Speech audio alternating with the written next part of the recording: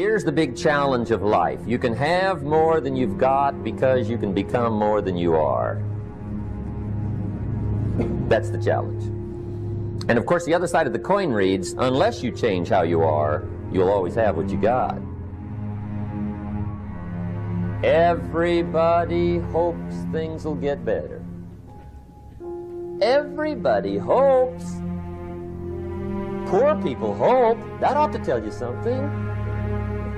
It means the future does not get better by hope. It gets better by plan.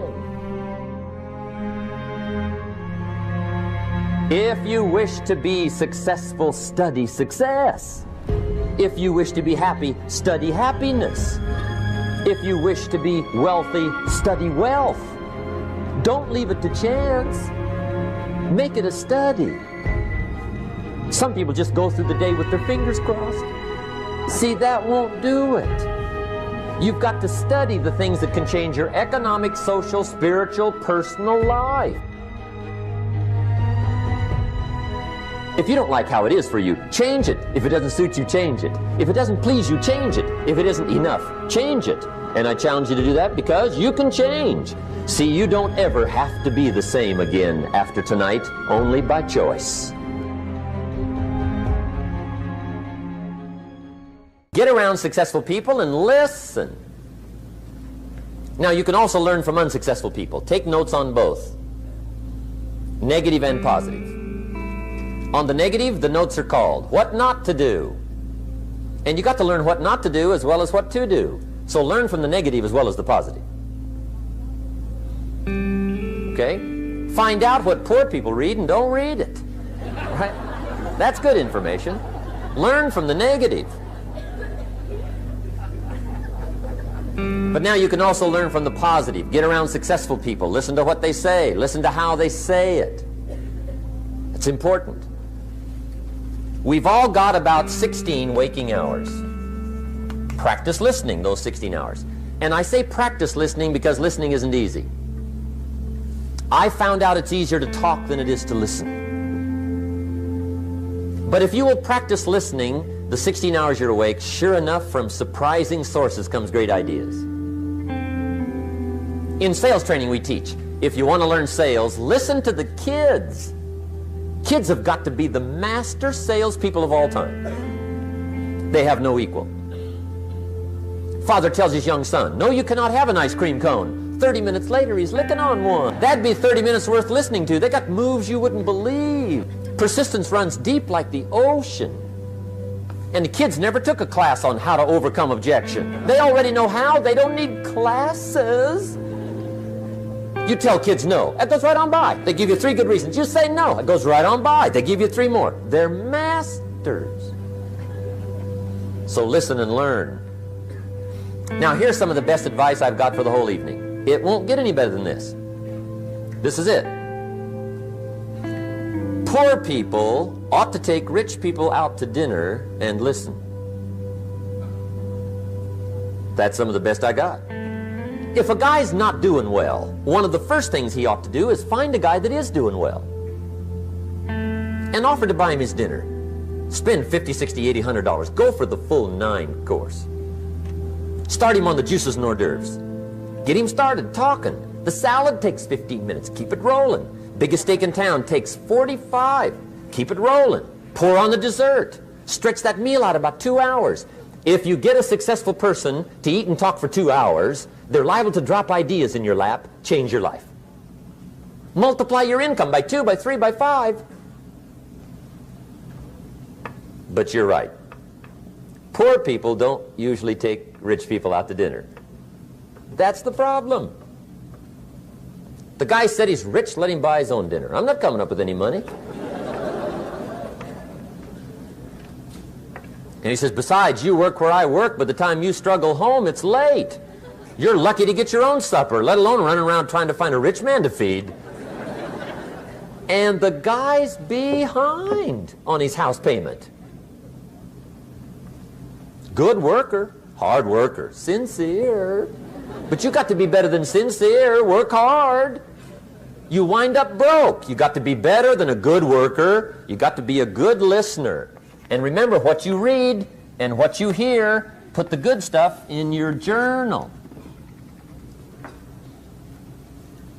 Now, here's the third way to find out how to change your life, and that's to observe. You can pick up a lot of ideas just by watching. Get around successful people and watch. Here's why. Success leaves clues. Watch how the man shakes hands. Watch how the lady responds. People who do well do certain things over and over and over and over. And if you're clever, you can pick them up. Watch it all. If a guy's making $10,000 a month, I'd watch how he walks. Maybe that's it. Copy his funny little walk. Somebody says, well, that's kind of a silly walk. Say, it's 10,000. I haven't got the money yet, but I got the walk. It's bound to start somewhere. What I ask you tonight is to be unusual and be a good observer of what's going on. You can pick up ideas that can change your life starting tomorrow. Just be a more careful observer. Now remember, there's two ways to see. One is called sight.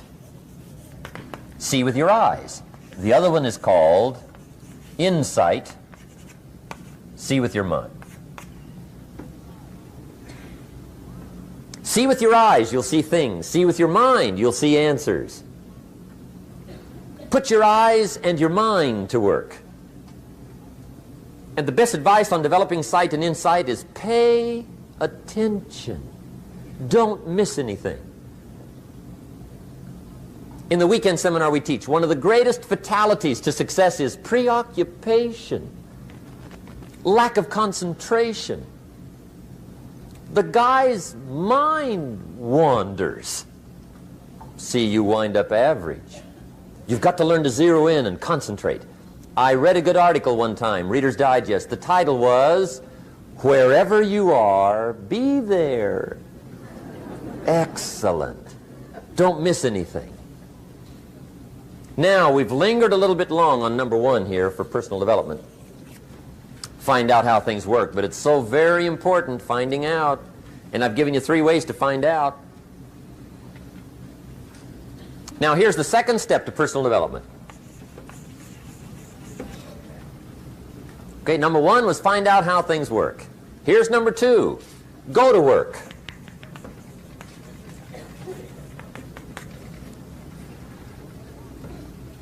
You must now take action on what you found out. In doing business around the world, we call it game plan. Put together your game plan. One of the major things we teach on the weekend seminars, game plans. How to game plan your office. If you're in sales, you need a game plan. Kids need a game plan. You need a home game plan, social game plan, a business game plan. Everybody needs game plans. Financial independence, game plan. Your investment, game plan.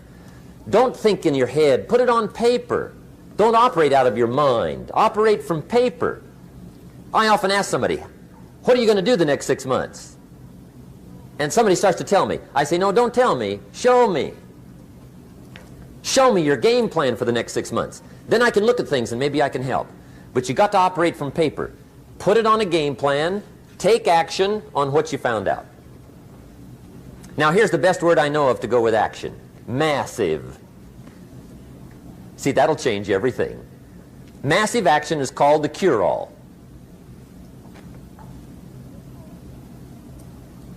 If you're going to make calls, make a few thousand. If you're going to make contacts, make a few thousand. If you're going to knock on doors, knock on a few thousand. See, that'll change everything. Here's the language of the poor. I'll try it a time or two and see what happens. It's the way poor people talk. The guy says, well, I'll give it 30 days. 30 days. You could guess his bank balance. You've got to have a better game plan. So here's one of the major things to do starting tomorrow. Take a look at your game plan. If it isn't loaded with massive action, change it tomorrow. Action. The formula really works like this. Pick up a good idea, take heavy action. Pick up a couple of good ideas, take heavy action.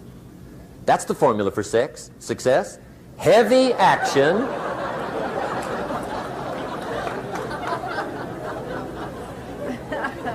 It's a good thing we can edit all this, right?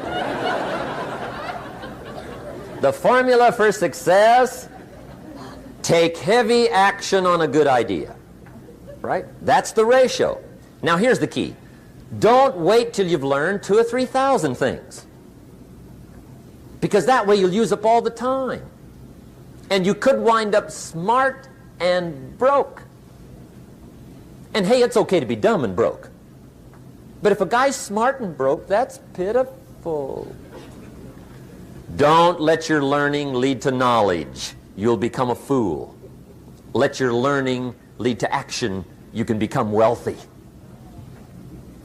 And there's many kinds of wealth. I understand that. Not just money. Money's one of the least of all values.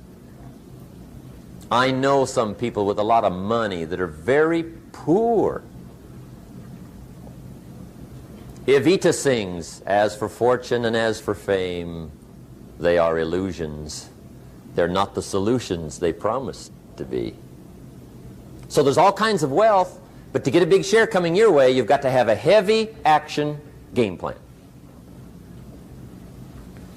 Now here's the third step to personal development, and we'll wrap up personal development. Step number 3. It's just a little caution, and all through life we need little cautions. This one simply says, don't try to beat the system. Find out how it works, work it, but don't try to beat it. Some people learn just enough to start slicing it, shading it, thinning it, cutting corners, and looking for cheap answers. See, don't fall for that. You'll wind up with a cheap life. Find out how it works best and do it that way. Even though it seems to take a little longer, do it right. Don't compromise with right. Now, under this step, here's another key. Be a quick learner. Don't let it take long to teach you.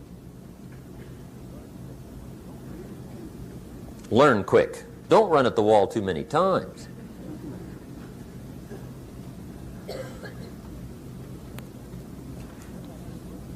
Learn quicker. One guy said he broke his nose 7 times in the same place. Somebody says, looks like you'd stay out of that place. Learn quicker. Now the third point here is don't be stubborn. See, some people won't change even when a better way comes. They say, well, I've been doing it this way 30 years. Hey, be ready for change. If it's a better way, go for it.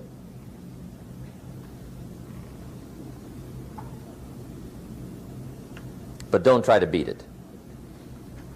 Or you'll be like the guy that went to Las Vegas. He didn't have much money, so he didn't want to risk his money gambling. But he gets to Las Vegas and the jackpot bells are ringing, the money's flowing, the lights are flashing, and he can't help himself. He's got to gamble.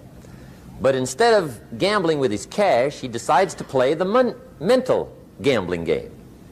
And the brilliant scheme he worked out goes like this. He'd pick a number like number 3. Mentally, he would bet a certain amount of money on the number. And whether it won or lost, he would jot down that amount in his little pad. I would have won $5 if I'd have made that bet, just to keep track of it, win or lose. That way, come midnight, he can calculate how he's doing, win or loser, how much, only not his money. Keep his money. Just play this mental gambling game. So here he is around the gambling table, everybody else shelling out their hard-earned cash. He's got this brilliant scheme.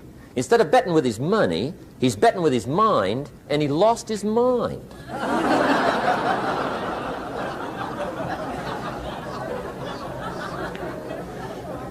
Which means don't try to beat the system, I guess. Okay, we have covered personal development. By the way, it's the longest subject, so take heart. The rest of them are a lot shorter.